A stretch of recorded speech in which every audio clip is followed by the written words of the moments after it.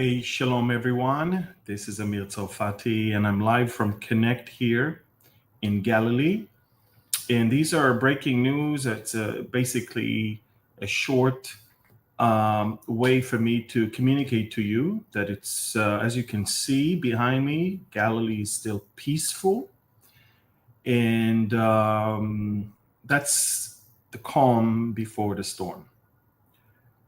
Let me pray, and I want to give you a short update. By the way, short update not only on what's going on here, but what's going on across the Atlantic, also in Venezuela, so you understand, for those of you who live in America, what might happen once again in 2024.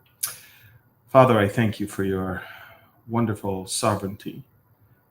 Every time that things unfold in this world, we are once again amazed at how accurate your word is and how gracious you are to want us to know the end from the beginning and from ancient times, things that are not yet done. And as you said in Isaiah, saying, my will will stand and I will do all my pleasure. So I thank you for that. In the name of the Messiah, Yeshua. Amen. So again, shalom everyone. It's Amir Tsarfati. I'm back in Israel. I'm back in the office. I was able to sleep just a few hours. Behind me, as you can see, is peaceful Galilee. The sun is rising. It's 6:40 a.m.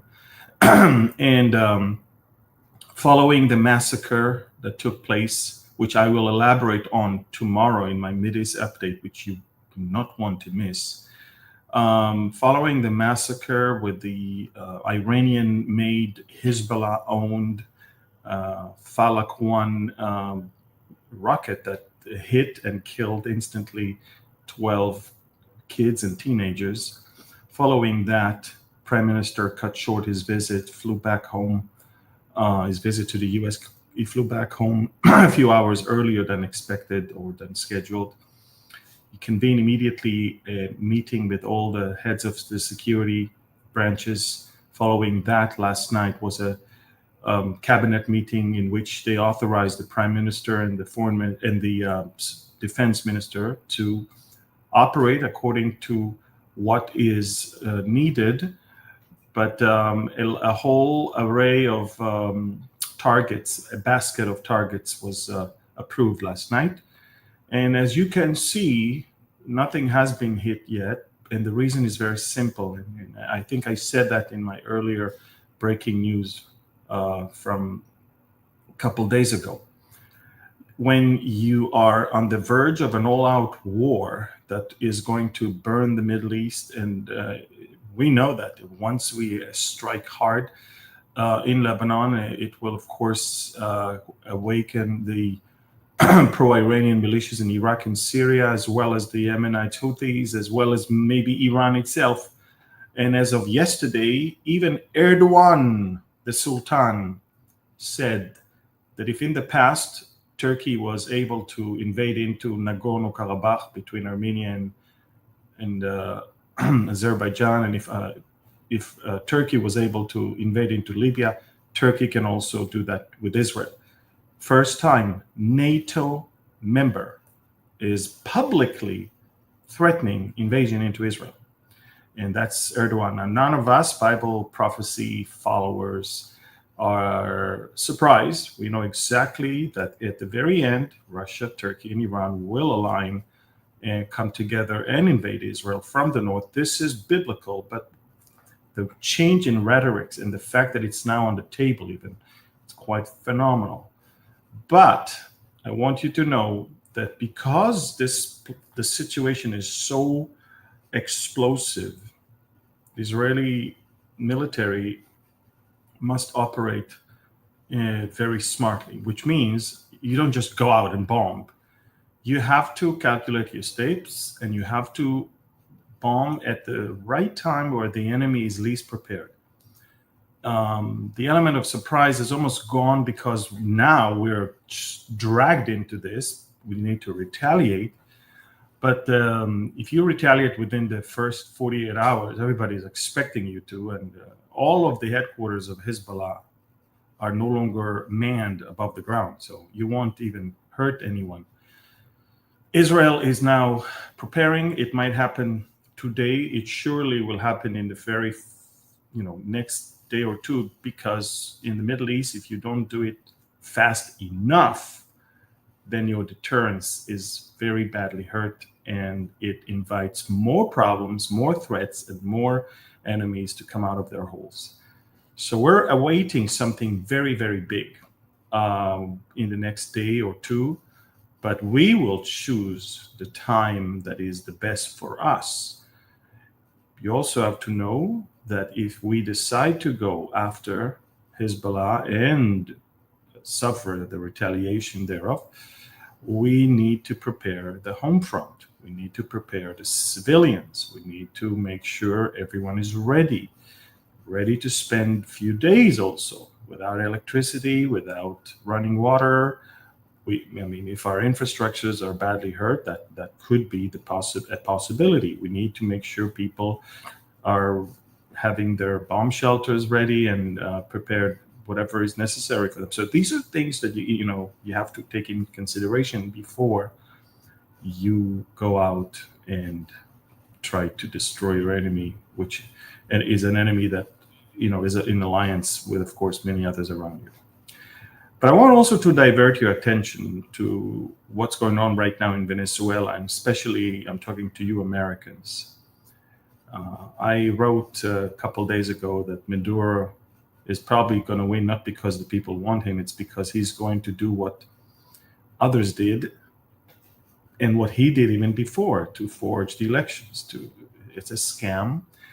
And of course, the familiar thing happened a few hours ago. The counting has stopped. Sounds familiar? 2020, this is it. Not only that, but in the Venezuelan style, it's not just that they stopped counting, because the overwhelming majority of the people overwhelmingly voted for the other candidate, who no doubt won here. But now armed gangs are storming into voting locations and stealing boxes with ballots. And on my Telegram channel, you can find videos of these things happening right now. So, if you think that you can get away with stealing elections once, why would you not do it again? Maduro stole elections once, he's doing it again. And this is just a reminder to all Americans that you may face the same thing once. If the system is broken, the voting system, the election system, if you can actually have large cities with millions that can actually vote without even showing ID, if you can stuff ballots into mailboxes and expect them to all count because, that's how it works, you might expect the same thing happening again. So I want you to follow me on Telegram. There is an amazing array of videos there that shows what's going on in Venezuela right now in America. Get ready, because I don't think the Democrats are willing to let go of their powerhouse, neither in the houses nor in the White House itself. So I'm telling you, folks, the next few months are not just going to be stormy here in the Middle East, but also across the ocean in America, which will cause greater instability around the world, something that China, Russia, Iran, and North Korea are eagerly waiting for. So again, folks, Israel is bracing for a massive retaliation following our planned strike. Prime Minister Netanyahu knows one thing: if you don't want to strike hard and to send a message, then don't strike at all. I think that I don't know if you know, but in April, when Iran sent hundreds of rockets, drones, and cruise missiles towards Israel, I don't know if you know that, but the prime minister wanted to strike immediately in Iran, and it is the US president that held his hands behind his back. He would not allow us to do it. And as a result, of course, the war is taking longer and Iran is getting bolder. And I think that learning the lesson from that, Netanyahu understands that if he's not going to teach Hezbollah a lesson, things will only going to get worse in the north. And not only in the north, all over Israel. We're almost 10 months into this war. This is a small country that is not designed for such long wars, when most of our soldiers are reserve soldiers that have businesses and families here. The economy is affected, the people, the health, everything is affected. Now, we're still strong, but everybody wants the war to end eventually, but not to end in a place where your deterrence is completely down the drains. So we are waiting for the right moment to strike decisively in the depth of Lebanon. Tomorrow in the Mideast update, I will explain to you where are the strongholds of Hezbollah in Lebanon, so you can understand where is that we are expected to strike. But again, the thing is this, folks. Iran threatened to join. Turkey is threatening to invade. And of course, the Houthis and the pro-Iranian militias in Syria and Iraq are also in the whole thing. Thankfully, in Gaza, things are going well. We are really crushing Hamas more and more and more. We are closing on them. The ring is getting tighter. The Gazan population is in a smaller and a smaller area where it's easier for us to advance more and more and more and find more tunnels, more rockets, and even recover some bodies of more and more abductees that we know that they're dead, but we haven't yet reached their bodies. So here we go, folks. The next few days are very important, very decisive, very, very crucial. The Middle East is sitting on a barrel of explosive, basically. All it takes is one match.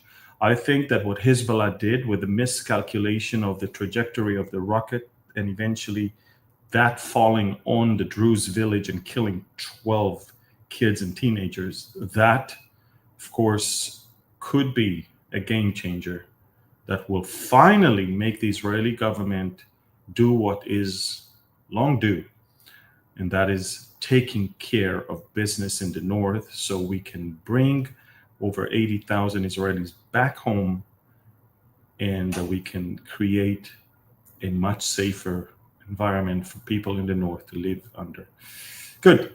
So listen, again, keep your eyes on Venezuela, because again, that could be just the appetizer or just a picture of what America in 2024 November will go through.